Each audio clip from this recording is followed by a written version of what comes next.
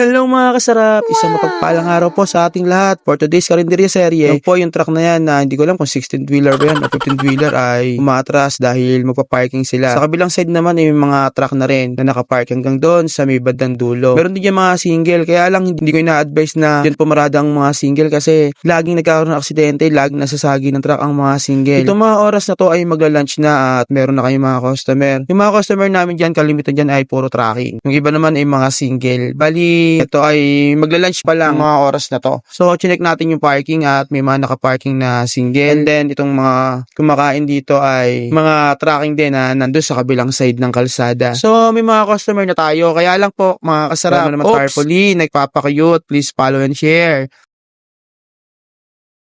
Maraming salamat po sa inyo mga kasarap. So may mga customer na tayo dito na marami na rin halos kasi pa-lunch na mga oras na ito. Kung makikita nyo si Nene, meron siyang nililigpit na mesa pero may ilalagay na kaagad na kakain ng tilapia. So mas gusto nila dito sa number 2 kahit bakante na yung number 1. Ewan ko ba kung bakit. So ayan, nililigpitan ni Nene yung mesa and then yung kakain ay nilagay na agad niya yung ulam niya. So ayan, mga customer na natin yan. Kalimitan dyan ay mga regular na nating customer na mga tracking, tsaka yung mga nakasingle, yung mga biyahero, tsaka yung mga nasa company ay madalas dito rin kumakain. Sa parking ay may nakapark na mga single at saka may tricycle. Bali, bumili lang sila ng take out. So makikita nyo ay chinek natin yung ilaw kung bukas at nakasara naman yung ilaw.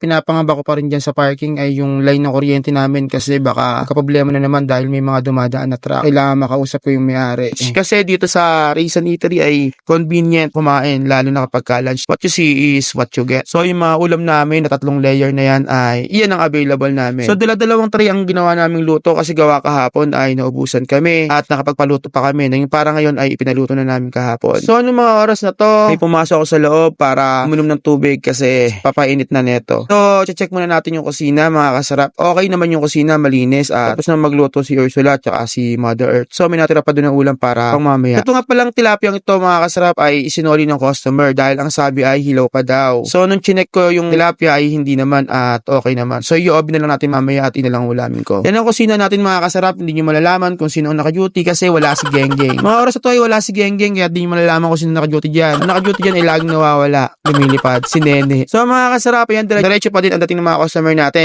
Kung di pa ako nagkakamali ay mga past lunch na to. Oo mga kasarap, nakalipas na yung lunch neto. Kung mapapansin nyo may mga single na nandyan sa labas pero hindi advisable na dyan mag-park ang mga single kasi kalimitan ay nasasagi ng truck at nagkakaproblema. Pero naayos naman pagka napapag-usapan naman. Dapat dun sila sa may parking namin nagpa-park. Kaya lang minsan nagmamadali. So agad makapag-lunch or makabili ng take-out. Mapapansin nyo mga kasarap, yung kabilang mesa ay wala kumakain. Ewan ko ba kung bakit? Mas gusto nila sa kabila. So tingnan nyo lang yung mga sando ko. Yan, puro sando kong puti. Kaya huwag na kayo magtaka kung bakit. Ang outfit ko ay laging sandong puti. Yun lang po ang outfit ko. Kaya taki na sandong puti, naka-towel, naka-shorts ng Urban, and then naka-chinelas ng Habayanas. Yun lang, kalimitan kong outfit mga kasarap. So ito na yung loob mga kasarap. Tumutulong na rin ako dito kasi tapos na yung lunch niya noong mga oras na yan.